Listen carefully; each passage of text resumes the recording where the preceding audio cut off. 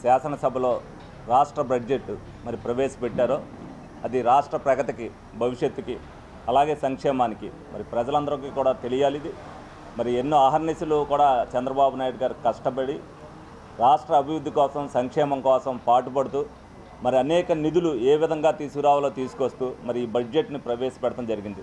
మరి రాష్ట్ర బడ్జెట్ 3,32,205 కోట్ల కింద రాష్ట్ర బడ్జెట్ని ఈ సంవత్సరం మరి 2026-27కి మరి ప్రవేశపెట్టడం జరిగింది. దానిలో మరి అన్నీ కూడా గృహ నిర్మాణ శాఖకు కానీ, అదేవిధంగా రాష్ట్ర రోడ్డు రవాణా శాఖకు కానీ, అలాగే ఎస్సీ, ఎస్టీ, బీసీ మైనార్టీలకు కానీ ప్రత్యేక సంక్షేమం కోసం మరి ఏ విధంగా అయితే నిధులు మరి కేటాయించారనేది మనం అందరం కూడా చూసాం. అలాగే సూపర్ 6 పథకానికి సంబంధించి మరి సంక్షేమమే ప్రాధాన్యత ప్రభుత్వం ఇస్తుంది కాబట్టి దానిలో భాగంగానే సూపర్ 6 పథకాలకు కూడా ప్రత్యేకమైన నిధిని కేటాయించడం జరిగింది. అలాగే ఆర్ఎన్బి రోడ్లకు సంబంధించి 2,499 కోట్ల రూపాయలని మరి ఏదైతే రోడ్లు మరి బాగా దెబ్బతిన్నాయో దాన్ని యుద్ధ ప్రాతిపదికన చేయడం కోసం మరి దాన్ని కూడా కేటాయించడం జరిగింది. అలాగే కొత్త బస్సులు ఏదైతే అందరూ కూడా ఉచిత బస్సు ప్రయాణం ఏదైతే చేశారో 1000 బస్సులని మరి ఏసీ బస్సుల్ని మరి కొత్తగా మరి ఆంధ్రప్రదేశ్లో ప్రవేశపెట్టాలని చెప్పి మరి మహిళలందరి కోసం కూడా మరి 1000 బస్సులు కేటాయించడం కూడా జరిగింది.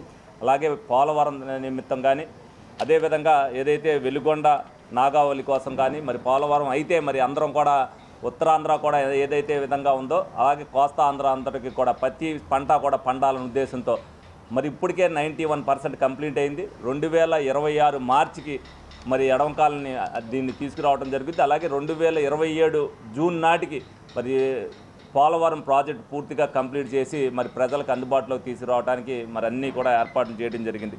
అలాగే విద్యాభ్యాసం కోసం కానీ ఏదైతే అహర్నిశలు లోకేష్ గారు మరి ప్రతి ఒక్కటి కూడా కూలంకుషంగా చర్చించి వాళ్ళ అభివృద్ధికి కానీ, అదేవిధంగా తల్లికి వందనం కానీ ప్రతి ఒక్కరికి కూడా ప్రత్యేక చేయాలనే ఉద్దేశంతో లోగడ ఏదైతే కొంతమందికి పడని ఉన్నాయో తల్లికి వందనాన్ని అది ఈ సంవత్సరం ఏ ఇబ్బంది లేకుండా ఉండడానికి ప్రత్యేకంగా దానికి కూడా నిధులు కేటాయించడం జరిగింది.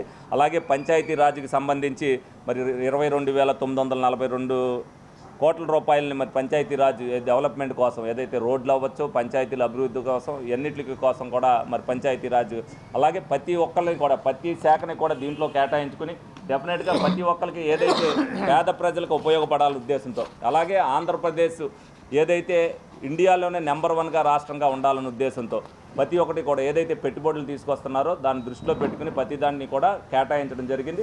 మరి ప్రజలందరూ కూడా దీన్ని అర్థం చేసుకుని కూటమి ప్రభుత్వానికి మద్దతు ఇవ్వాల్సిన అవసరం ఎంతైనా ఉంది. మరి దీన్ని ఏమి తెలియనట్టు మరి ఏదైతే మరి ప్రతిపక్ష వాళ్ళు ఉన్నారో జగన్మోహన్ రెడ్డి గారు మరి దాన్ని ఏ విధంగా అయితే విమర్శలు చేస్తున్నారో దాన్ని అన్నింటికి కూడా తిప్పికొట్టవలసిన బాధ్యత కూటమి నాయకులతో పాటు ప్రజలకు కూడా ఉందని చెప్పి సందర్భంగా మీ అందరికీ కూడా తెలియజేస్తున్నాను.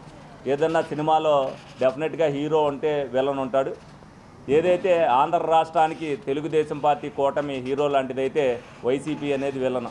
అది ప్రజలందరూ కూడా తెలుసుకోవాలి. డెఫినెట్గా చేసే మంచి పనిని పాడు చేయడం కోసం, ప్రజల్లో విద్వేషాలు సృష్టించడం కోసం ఇవన్నీ కూడా మాటల గారడిని వాళ్ళు ఏదైతే మాట్లాడుతున్నారో దాన్ని ప్రజలందరూ కూడా తిప్పికొట్టి మరి నాయకులు అవ్వచ్చు, అలాగే చంద్రబాబు నాయుడు గారు, లోకేష్ గారు, పవన్ కళ్యాణ్ గారు మా అందరినీ రోడ్ల మీద ఉంచడమే కాదు అహర్నిశలు కూడా ప్రజల కోసం, ప్రజల మంచి కోసం మీరందరూ కూడా ప్రజల మధ్యనే ఉండాలని చెప్పి మరి రోజు కూడా మానిటరింగ్ చేసి రాష్ట్ర అభివృద్ధి కోసం పాటుపడుతున్న కూటమి ప్రభుత్వానికి ప్రజలందరూ కూడా సహకరించాలని సందర్భంగా మీ అందరికీ కూడా తెలియజేయడం జరుగుతుంది.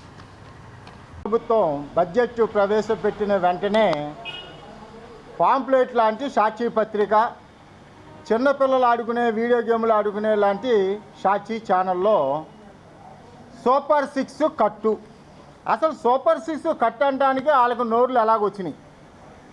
వాళ్ళు తల్లికి వందనం మేము ఇవ్వలేమని అన్నారు. దాన్ని మేము ఎంతమంది ఉంటే అంతమందికి ఇచ్చాం. మరి అలాగే 2,000 పెన్షన్ని 3,000 అన్నారు. మరి వాళ్ళు 3,000 రూపాయలకి 1,000 రూపాయలు సాగ తీసుకునే వాళ్ళు 250 చొప్పున 4 సార్లు ఇచ్చారు 5 సంవత్సరాలు. మేము అలా అనలేదే. 3,000 పెన్షన్ 4,000 అన్నాం. ఏప్రిల్లో డిక్లేర్ చేశాం కాబట్టి జూలై 1వ తారీఖున 4,000, 3,000, 7,000 ఇచ్చాం. వికలాంగులకు 3,000, 6,000 ఇచ్చాం. కాలు చేయి కదలని వాళ్ళకి, మంచం మీద ఉన్న వాళ్ళకి 15,000 రూపాయలు ఇచ్చాం.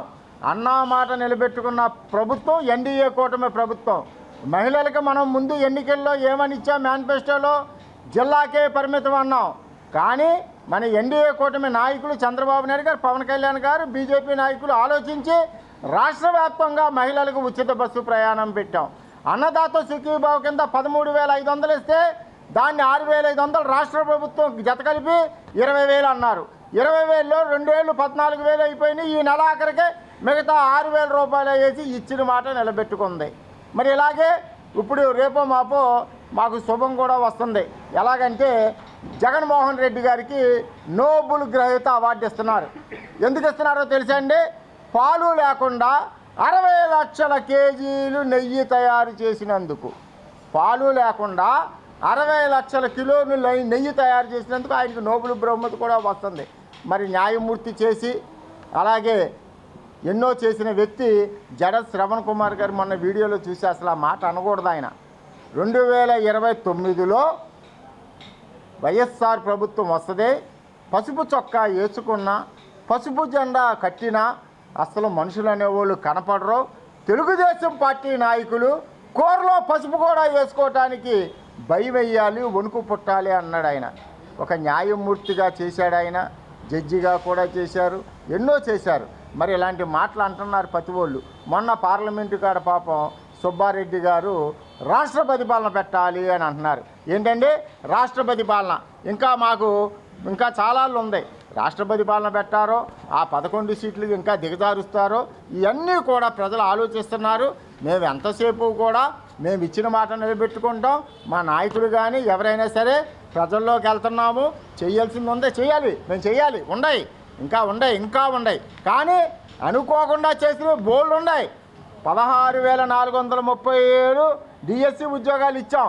మళ్ళీ ఈ నెలాఖరున రిటైర్డ్ అయిన టీచర్లకు 2,321 ఉద్యోగాలు ఇస్తున్నాం. ప్రతి సంవత్సరం కూడా మేము జాబ్ క్యాలెండర్ వదులుతున్నాం. ఇలాంటి ఎన్నో చేస్తున్నారు.